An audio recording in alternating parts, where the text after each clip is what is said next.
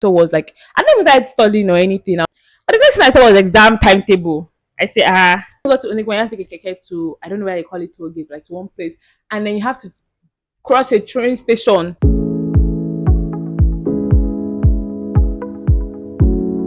My OGs, my new Gs, my incoming Gs, welcome and welcome back to my YouTube channel.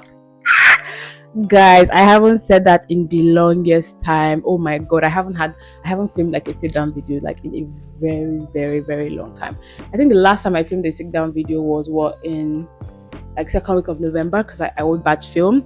But then I should have filmed like some more by now. But I've had like a lot going on. I've been doing like a lot of vlogs as well. So I've been posting vlogs back to back to back to back. And I'm like, this year is definitely not going to go by without me, doing like a sit down video, sharing updates and letting you guys know what's up. So thank you for coming. So excited. I think right now we're about 665 subscribers. And I love it.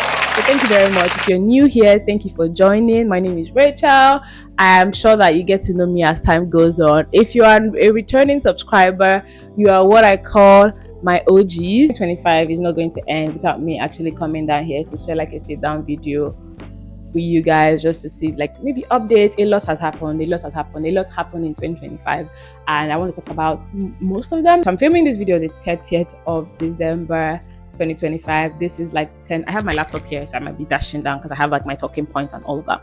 This is like 25 a.m. I'm going to film this video, edit this video, and schedule it to be posted tomorrow morning. But yeah, so 2025, right? I know that there's been like a lot of reflections. There's this trend that is going on where people are doing like their gratitude cake, or oh, my name is Rachel, I'm grateful for XYZ, I'm grateful for this, I'm grateful for that.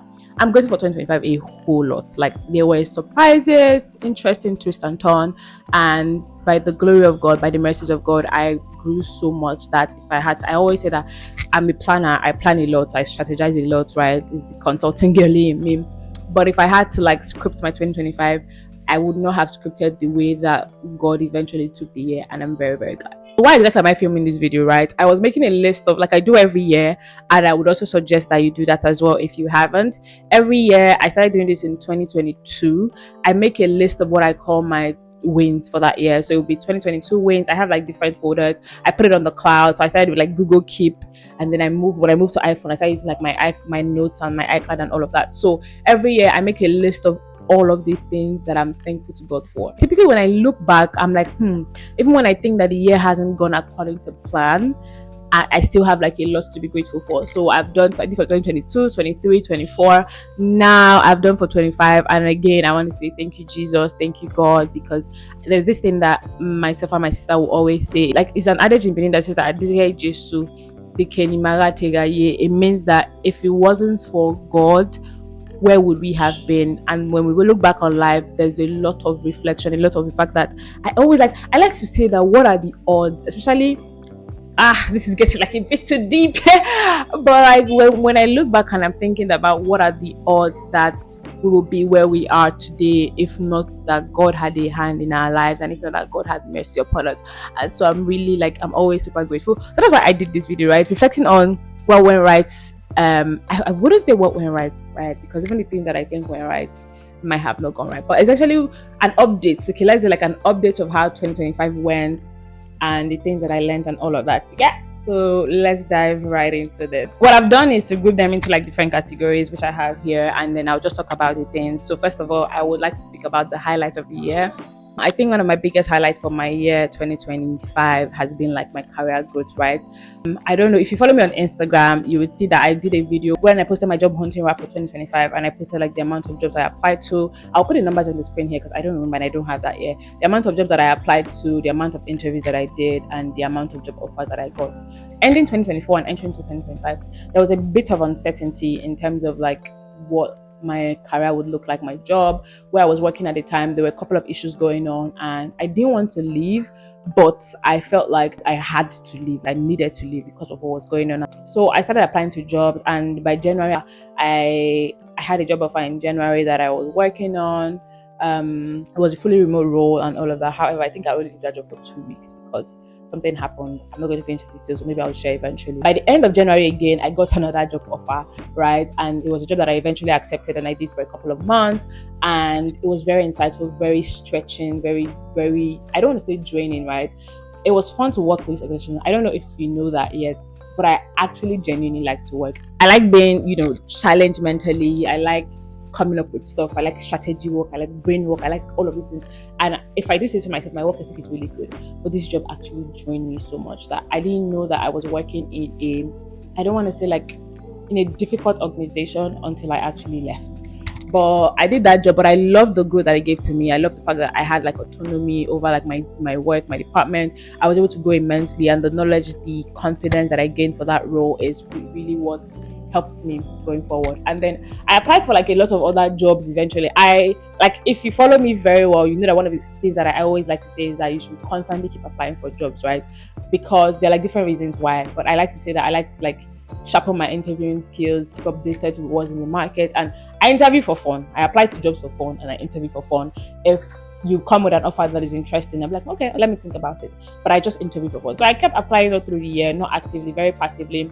And I think that the total offers that I got for the year 2025 is between 6 to 8 or 9. I'll put the numbers there. But that's how much of like I have this thing what I say that by the grace of God, by the mercy of God, that for every time, all I have to do is sit on your interview panel. If I sit on your interview panel, I'm definitely coming up with an offer.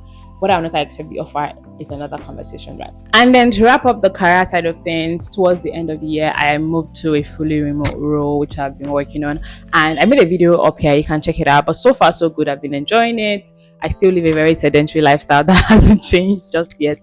But again, towards the end of the year, I did like a lot of moving, a lot of traveling for like weddings and all of that. So that has to count for something, right? Overall, I think my career is really going great. I'm really excited about the next phase of things that I'm doing. I have like a bit more clarity in terms of other things that I like to do and I want to explore, which is what I'm going to be doing in 2026. In terms of personal growth, I think overall I grew like a lot. My finances definitely got better. I got like a lot of recognitions, a lot of, I don't want to say like promotions.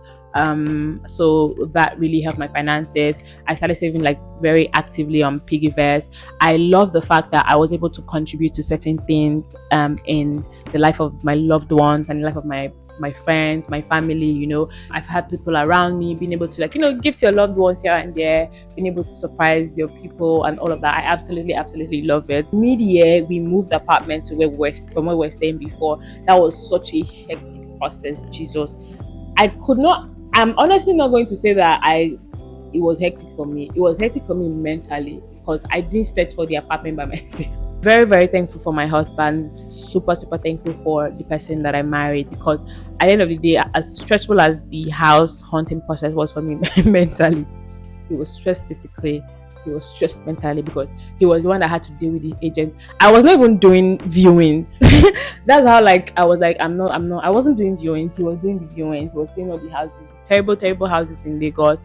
I think I viewed this our current apartment once and I was like, you know what, it works, it's fine, I'll just take it and all that. But I was mentally stressed because we had a time that we're working with Lagos agents and they're all pay for agency fee. They'll take it to one very terrible apartment. I think I viewed one house and then I was like, I'm not doing this again.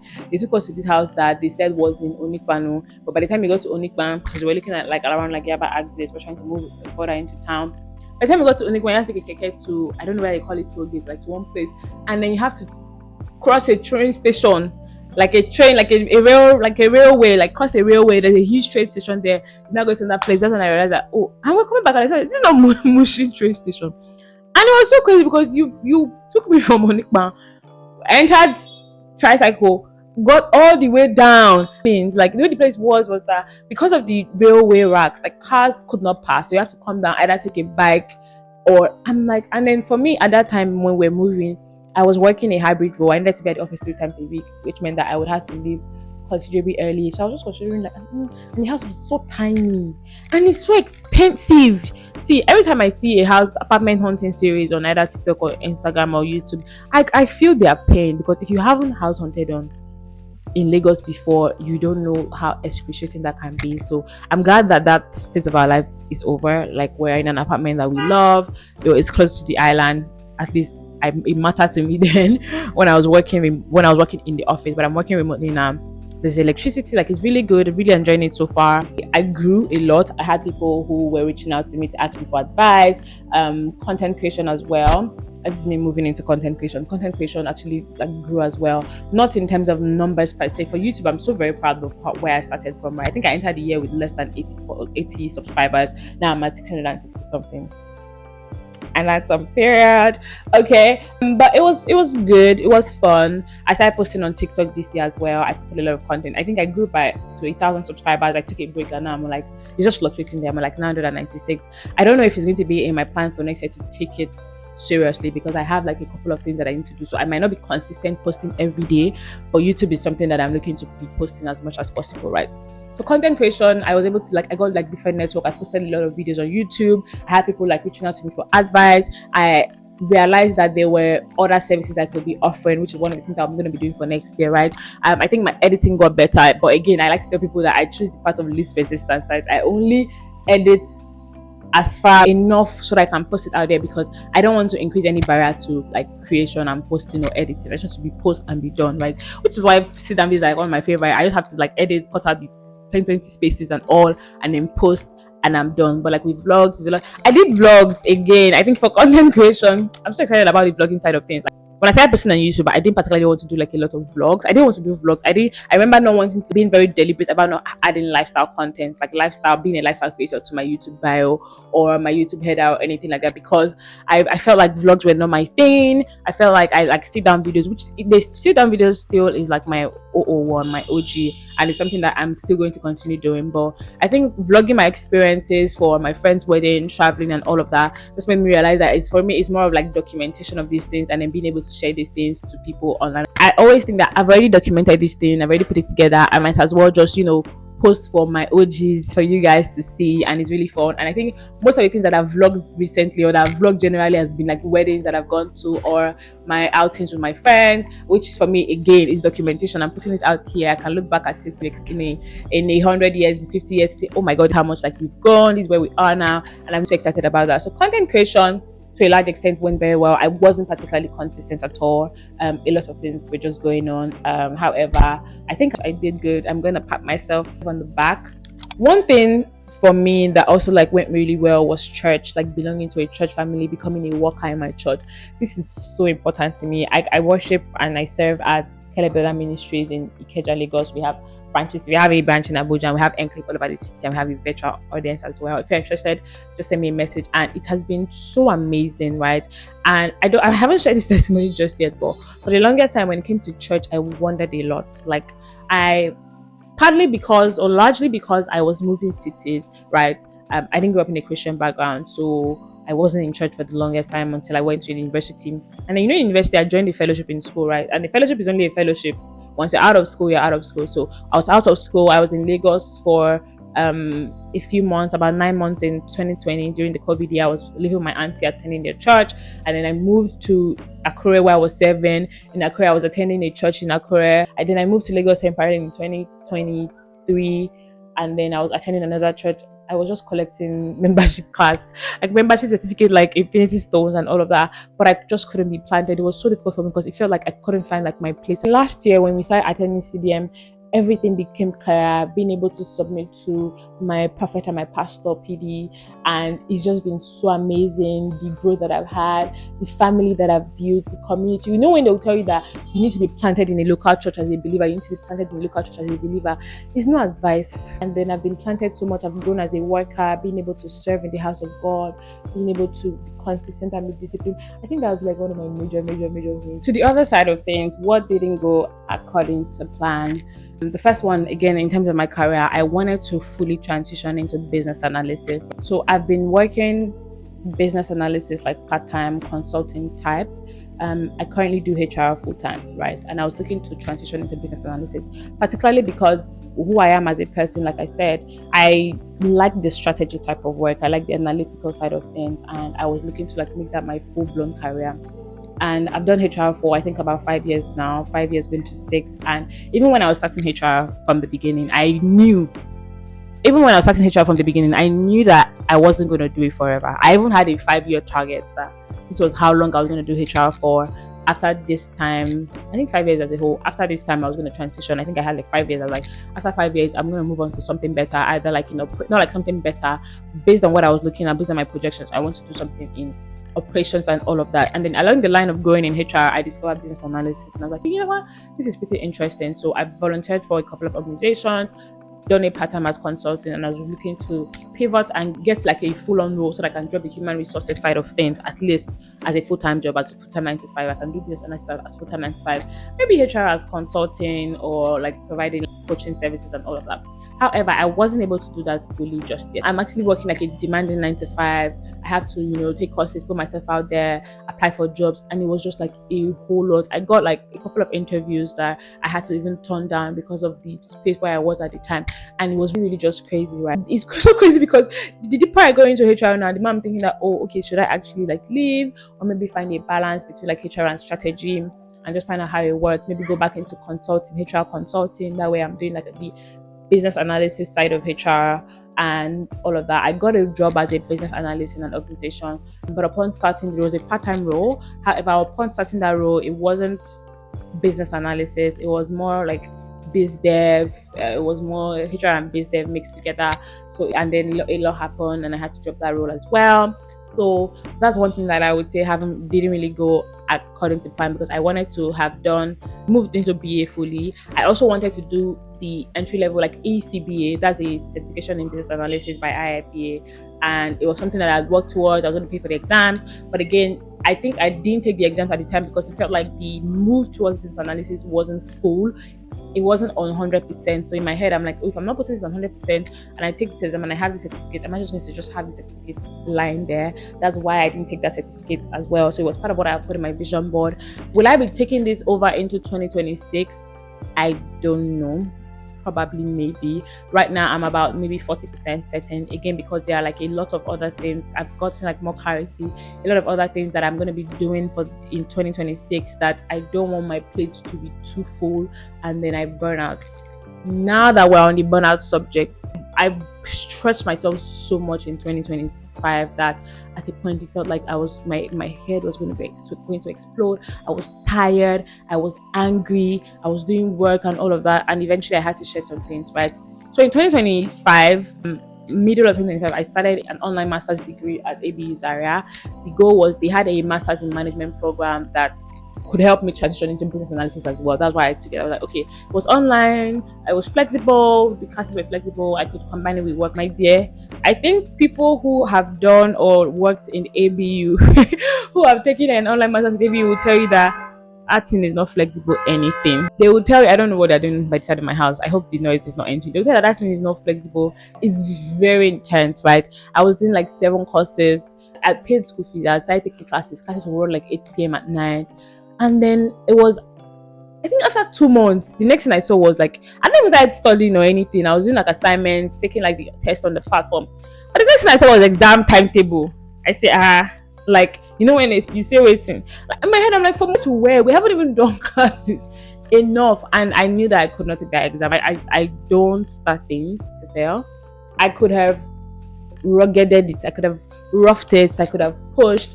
But I just didn't have bandwidth. Oh my god, I did not have bandwidth. I'd spent so much money for the classes, setting up my like schooling and all that. But I knew that if I took the exam, I would not get the grades that I wanted to, because something had to give. I had like a lot of things I was working on. Things were pulling me in different direction, and eventually I just had to like stop. And now my brother calls me a dropout. He calls me an online school dropout. I'm still going to do my master's degree, which is one of the things I'm working on for 2026. However, one of the things that I want to do is I want it to be an in-person type of masters. I don't want to be doing online masters. I don't know, it feels like Coursera to me sometimes, but I want to do like in-person. If I have to like stop working for a period of time to do it, I don't mind, right? But that's what I'm aiming for 2026 in terms of like my education and my career and all of that. So that's that. On dropping out of my master's program that I was working on. Am I sad? Yes, because I paid money and my money wasted. I forgive myself. And I'm going to move on eventually, but just thought to share one of the things that actually like didn't go well. And the other side I mentioned earlier is like content creation. I wanted to be more consistent on YouTube. I wanted to be more consistent on TikTok and Instagram. But again, I was doing too much at the same time. Content creation, at the point I was consistent, I did like a 30-day consistency challenge on Instagram, which I made in October. After that, I took a break for like a week, and then coming back, the momentum is just like so exhausting. Right now, I like where I'm at. I'm not like, there's no pressure. The only place I want to be posting like consistently and regularly is YouTube, right? For the other platform, I usually just post. I film for them, edit when I can, post when I can. It's like there's no pressure to post like every day. I like it again because I have so many things. I've come to realize that if I'm stretched too thin, I will burn out. I wasn't at that time when I was even burning out. Everything around me that wasn't work was suffering. Again, because of who I am as a person, and the fact that I like to work. Work sometimes will get my 100%, but like everything else was suffering. My home life, I wasn't eating, I wasn't even cooking. Thankfully, my husband, again, God bless you, babe. Like he was holding up the fort. My brother was cooking as well. They were handling like home chores, but at the point I had to see that I was like, you know what, I can't do this anymore. As much as I want to do it all, I need to be able to prioritize what is important to me at this time and know what I'm going to drop. So I set off a couple of things. I'm not going to do this. I'm not going to do this in my work. I'm going to focus on this, and I'm going to move on with my life and see what that got. And so far, so good. And I think that I'm moving into like a fully remote role freed up like some more time for me, right? So the commute time and the way I was working was very hectic. It was super hectic. When people say I don't work in a startup, trust me, I know what they mean. But it was hectic. But the flip side of things is I love working in that type of environment, because if I'm in an environment that is very slow, I'm going to just lose interest. I need to constantly engage. I need to be thinking on my feet, but things were constantly changing, and it was really just like a lot. When the offer came to get like this fully remote job, I was like, you know what? It felt like a breath of fresh air. So I was like, yeah, I'm going to take it. So I took it, and it gave me like time to do other things, honestly. And I will always be an advocate of working remotely. Key learnings that I've had for 2025. I think the first one is something that I've always known, but it didn't hit me as much as it did until now. You need discipline to do stuff for. Yeah. If you don't have discipline, right? Discipline beats motivation. If you don't have discipline to execute, you're just going to be a planner. For the longest time, I was a planner. I was creating, I was planning, I was strategizing. Me and ChatGPT like this. I'm planning my future like this or like this. But I realized that you can plan and plan and plan and plan, but he who executes without planning sometimes can even first you and do better than you, that you plan and plan and plan and plan. So one of the things that I'm looking to do again as I grow is to be more disciplined towards chasing my goal. I'd be an executor. I think one of my tags for 2026 personally is to become a ruthless executor. The other thing is, when they say fortune favors the bold, I am going to be moving on audacity on steroids. Like, I'm going to be so audacious in terms of asking for things. You know how sometimes you want to shy away from telling people that, oh, I'm the best person to do this job. I went for there was a meeting I went for, and then we're talking about how I think I just mentioned that, oh, I've worked in XYZ places, and then somebody now asked, would you hire you? I was like, yes. You know why? Because I'm the best person at what I do. And I said it before. I was like, girl, not a bit too proud. But no, it wasn't proud. It was being authentic. Is who I am. I would not lie. Like, if I find somebody with my work ethic, I would hire that person in a minute. If you're a business owner, you're a founder, you are a CEO, you are looking for somebody to work with, it's my type of person that you should work with. Like, my dedication to work and my work ethic are one of the amazing things that I have going for me. Couple it with the fact that I know what I'm doing. Like, I genuinely know my onion. Like, and not to be proud, not to brag, all glory to Jesus. I genuinely know my onion, and I know it so well that I am an asset to any organization. But that's on the side, right? Overall, right? In terms of learning, like I said, you have to be disciplined, you have to be audacious, dream big, do big things, right? And take it like one step at a time. You can't do it all. I'm sorry. You can do all things through Christ who strengthens you, but at the same time, all things are lawful doesn't mean that it's all things that you should do. All things are expedient doesn't mean that you should do all things, right? You can do all things doesn't mean that you should. You can be a lawyer, a doctor, a farmer. You can be all of those things. You literally can't be all of those things, but you shouldn't be all of those things. You don't have to be all of those things. So I'm picking my fights for 2026. I'm picking my battles for 2026. Picking the things that would fit into like my long-term goals or who I want to be long-term.